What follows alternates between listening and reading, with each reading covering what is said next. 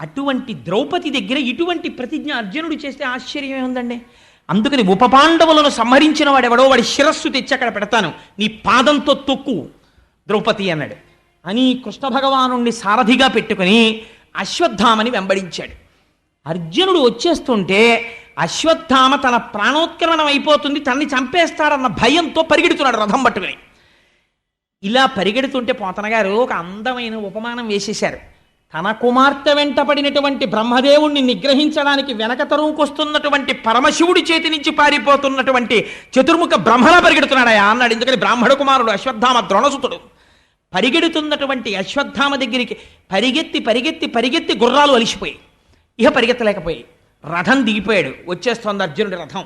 ముందు కృష్ణుడు సారథ్యం చేస్తున్నాడు. ఈ రథమే, ఈ సారథ్యమే, ఈ కవ్వడే, ఈ సవ్యసాచే, ఈ కిరీటే, ఈ ధనంజయుడే 18 అక్షౌహిణీల సైన్యాన్ని మట్టు పెట్టాడు.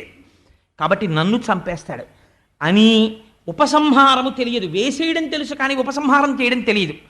తత్తరపాటులో లోకమంతా చచ్చిపోయినా పర్వాలేదు, నేను బతికుంటే చాలనుకున్నాడు. ఇది బ్రాహ్మణుడికి ఉండకూడని బుద్ధి. బ్రహ్మాస్త్రాన్ని ప్రయోగించాడు. అది పొగలు కక్కుతూ లోకములంతటా నిండిపోయినటువంటి ఒక గొప్ప తేజస్సు నిండిపోయి అర్జునుడి మీదకి వస్తుంది.